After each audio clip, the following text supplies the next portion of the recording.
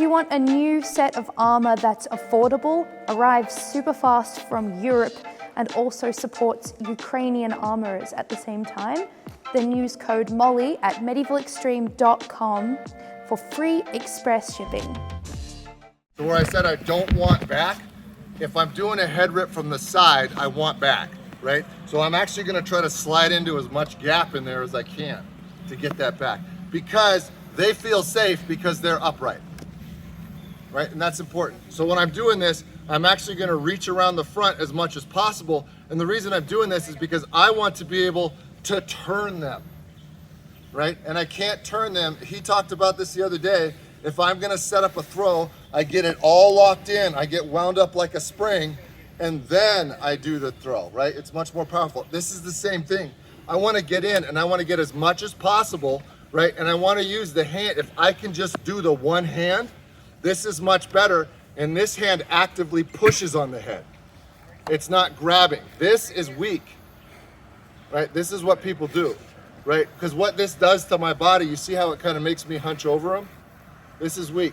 I actually want to stay flatter, and I want to push on the head and hook the helmet with my hand, and I want to pull him back towards me into my shoulder pocket,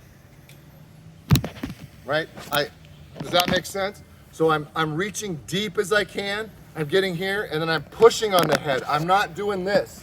This is good for him, bad for me. Right? I'm staying back, I'm staying level, and I'm actively driving my hand into his head because I'm trying to drive his head into that pocket in my arm. Does that make sense? It does. Right? And I want the back of his head to be sitting on my shoulder. That's where my strength is on this. So this is the most common feed also. Like if we have a micro 2-on-1, this is the most common feed where we can actually get a good head. And this is the one I try to feed to people a lot, and I'm doing a poor job of communicating it, to be honest. But this is the one I try to feed because here, this is where they feel okay. I'm gonna drive in. A lot of times I can force the issue by just walking in deep, and then deep and deep. And now I'm pushing his head into the pocket, and I pull and I suck him into my shoulder. And then I turn his head into the rail. Make sense? Mm-hmm. So even on a taller person, Joseph, so this is same height, right? Joseph's actually a little bit taller than me.